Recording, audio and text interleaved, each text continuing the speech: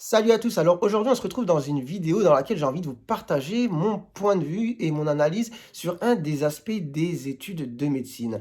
Alors quel est cet aspect? Eh bien c'est la place de la médecine de ville, qu'elle soit libérale ou salariée, au sein de la formation. Alors peut-être que ça vous paraît fou comme ça, mais on va revenir un petit peu sur comment sont construites justement les études de médecine. Vous savez que c'est des études très longues et à partir d'un certain moment, on va avoir un aspect pratique avec les stages. Où se passent ces stages? Eh bien, ils se passent en général à l'hôpital. Ça commence quand? On va avoir d'abord des petits stages d'immersion qui vont commencer durant la deuxième, troisième année. Et puis à partir de la quatrième année, on va avoir une période qui s'appelle l'externat, qui va être une alternance de période de stage à l'hôpital et de période de cours. Après cette période de l'externat vient la période de l'internat où finalement les médecins ont choisi leur spécialité. Et cette période va s'étaler sur plusieurs années dans lesquelles justement les futurs spécialistes vont se former justement à leur spécialité. Mais à chaque fois, en général, tout ça, ça va se passer à l'hôpital. Et c'est quand même assez dingue, sachant que la moitié des médecins finiront par travailler en ville.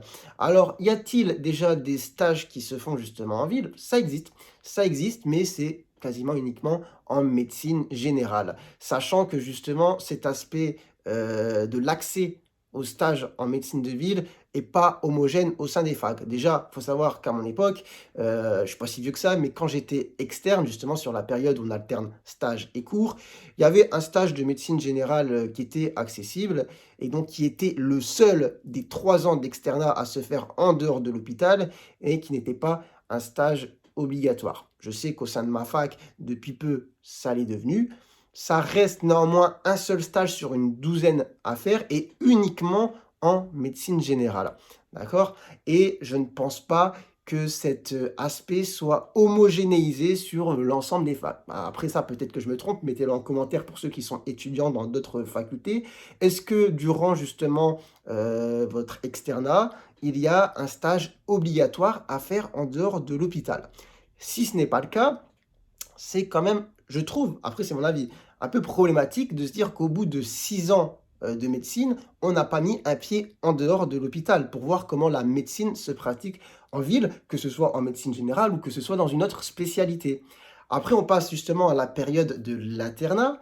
Alors là, il y a des disparités parce que en médecine générale, dans la maquette, il est obligatoire de passer dans des stages de cabinet, d'accord? Pour voir justement, pour apprendre, pour appréhender la pratique de l'exercice en ville. Maintenant, pour les autres spécialités, c'est pas le cas. C'est pas le cas et alors, ça veut dire qu'on se retrouve quand même avec des situations un petit peu dingues. Après, il y a pas mort d'homme, mais par exemple, si je prends un exemple, un cardiologue va pas avoir de contact avec la cardiologie de ville, la cardiologie ambulatoire, avant d'avoir fait au moins 10, 11 ans d'études et comment il va avoir ce premier contact avec la médecine de ville?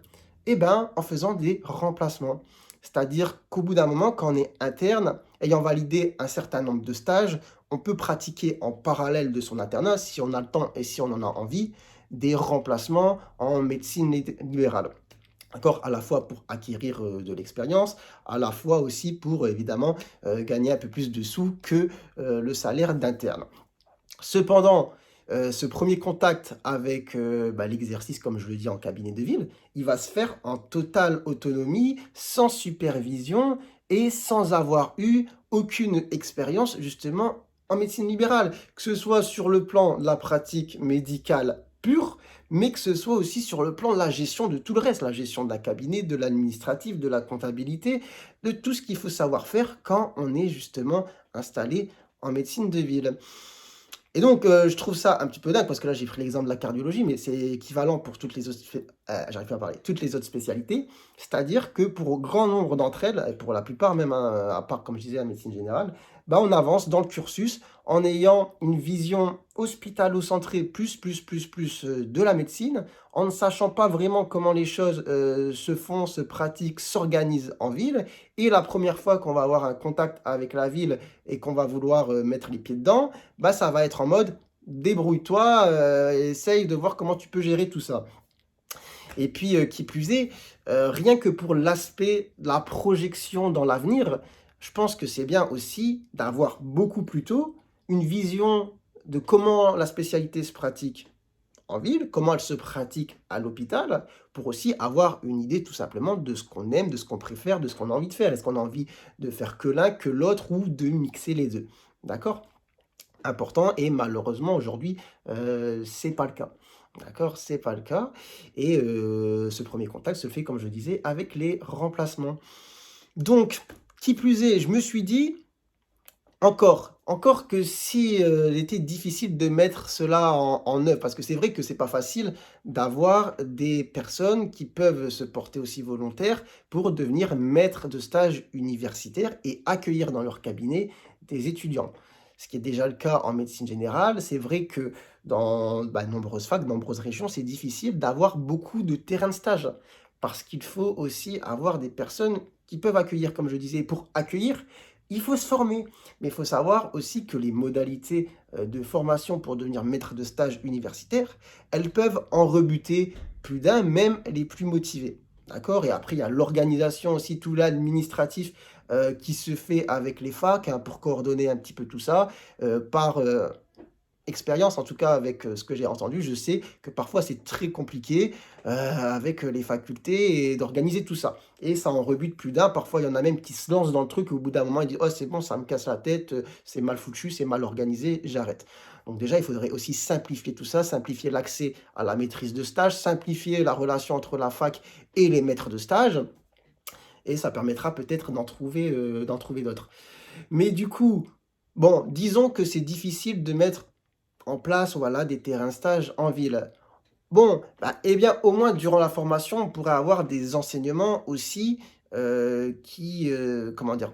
Qui donnent un point de vue ou qui expliquent comment les choses, comment les prises en charge se font aussi en dehors de l'hôpital. Mais c'est vrai que tous les enseignements se font par des personnes qui travaillent à l'hôpital et qui, du coup, donnent une vision paf, très, bah, hospitalière de la médecine, que ce soit volontairement ou involontairement, d'accord? Mais en tout cas, c'est comme ça que ça se passe et du coup, c'est vrai que pour, la plupart, des étudiants, les étudiants en médecine, on avance dans le cursus en se disant: «Bah, oui, hein, je pourrais peut-être être médecin, je sais pas, gastro-entérologue dans un cabinet et tout», mais finalement sans savoir à quoi ça ressemble et comment ça se passe avant finalement d'être en troisième ou quatrième année d'internat, c'est-à-dire après, bac+10 quoi. Bac+10 et pour certains, après c'est un petit peu, la désillusion, c'est-à-dire que quand ça commence à travailler en cabinet, «Ah non, c'est pas trop mon truc» ou, «C'est compliqué à gérer» ou à l'inverse: «Bah, finalement c'est ça en fait que je veux faire, pourquoi je l'ai pas vu plus tôt?» donc voilà. Enfin bref, tout ça c'était, juste pour vous partager un petit peu cet axe de réflexion. Je me suis posé un petit peu la question et je me suis dit: «Il y a des choses quand même à modifier, à changer». La moitié des médecins, travaillent en ville, l'autre moitié travaille à l'hôpital. Les 2 versants sont importants. Il faut que les gens soient bien formés, pour pratiquer la médecine des 2 côtés. Mais pour cela, il faut trouver un équilibre dans la formation et je trouve ça ouf qu'en tout cas que sur les 6 premières années d'études de médecine, il y ait peut-être qu'un seul stage de 6 semaines ou un petit peu plus en cabinet et que en médecine générale en plus. Et qu'après, durant les internats de spécialité qui peuvent durer jusqu'à 6 ans, bah, tout se passe à l'hôpital. Voilà. Et que la première fois que les spécialistes vont avoir un contact avec un cabinet, c'est en mode, «Allez, débrouille-toi», d'accord? Voilà. Alors, est-ce que, cette vidéo sert à quelque chose? Je sais pas, mais en tout cas, voilà, comme je vous partage un petit peu parfois mon ressenti et cetera sur, la médecine, comment ça se passe en ville, comment ça se passe en général, comment se passent les études. Je voulais vous donner un petit peu, mon point de vue, mon analyse sur cet aspect que je trouve important et donc voilà, la conclusion, c'est que pour moi, il faut réformer un petit peu tout ça, reconstruire, la formation pratique, hein, la formation pratique, avoir une approche moins hospitalo-centrée, trouver un équilibre, donner un accès plus facile aux maîtrises de stage pour les personnes qui peuvent accueillir justement, bah, des étudiants et faciliter aussi du coup l'accès à des stages de ville, que ce soit pour les étudiants externes ou pour, les futurs médecins en formation, les internes. Voilà. Bon, enfin bref, j'espère que cette vidéo vous a pas trop embêté, j'avais envie de vous la partager et puis sur ce, bah, écoutez, passez un bon week-end, une bonne semaine et à très bientôt pour de nouvelles vidéos. Allez sur ce, ciao, ciao.